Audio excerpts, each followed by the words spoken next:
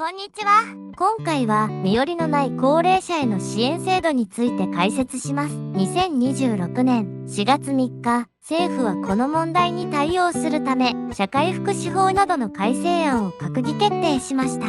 一人暮らしの高齢者が増え続ける中、家族に頼れない人たちを社会としてどう支えるのか、さらに今回はこの制度で税金は増えるのかという点に加えて、制度の問題点についても分かりやすく解説していきます。まずは背景です。今、日本では高齢化が急速に進んでいます。そして同時に増えているのが一人暮らしの高齢者です。かつては家族と同居するのが一般的でしたが、現在は核家族化や少子化の影響で高齢者が一人で生活するケースが増えています。さらに問題なのが身寄りがない、または親族と疎遠な人の存在です。こうした方々は日常生活だけでなく、いざという時に大きな不安を抱えています。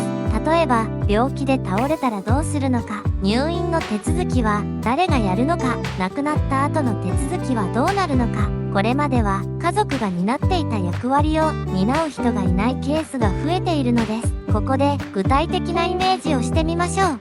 例えば80歳の一人暮らしの男性がいるとします。この方は近くに家族がおらず、頼れる親族もいません。ある日、自宅で体調を崩し救急搬送されました。命は助かりましたが、ここから問題が始まります。入院の手続き、保証人の問題、病院との連絡。通常であれば家族が対応する部分ですが、この方にはそれを任せる人がいません。退院後も買い物や通院など生活のサポートが必要になります。そしてもしもの時、亡くなった後の手続きや葬儀も誰が行うのかという問題が出てきます。実際にこうしたケースは増えており、現場でも対応に苦慮している状況があります。そこで今回、政府は新しい制度を作ることを決めました。この制度の大きなポイントは、公的に支援する仕組みを整えることです。これまで民間サービスに頼るしかなかった部分を国や自治体が支える形に変えていきます。具体的な支援内容です。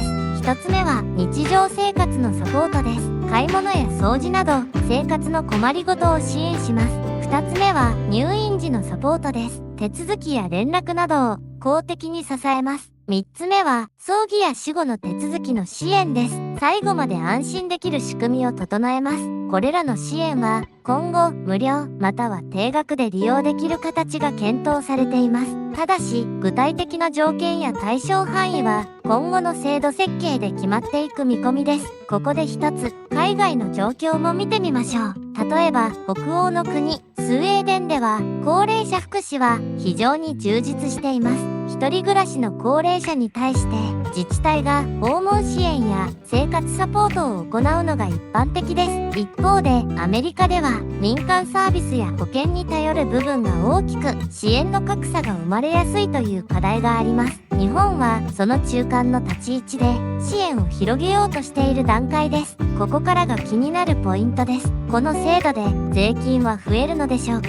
結論としてすぐに特定の税金が上がると決まっているわけではありません。ただし長期的には社会保障費の増加により負担が増える可能性はあります。そしてここからはこの制度の問題点についても見ていきましょう。一つ目の問題は財源の問題です。この制度は税金で支えられるため、将来的に財政負担が増える可能性があります。特に日本はすでに社会保障費が増え続けているため、どこまで支えられるのかが課題になります。二つ目は人手不足の問題です。支援を実際に行うのは人です。しかし現在、介護や福祉の現場では人手不足が深刻になっています。制度を作っても現場で対応できなければ意味がありません。三つ目は支援の範囲の問題です。どこまでを公的に支えるのか、全てを支援すると負担が増えすぎる一方で、範囲を限定しすぎると必要な人に届かない可能性があります。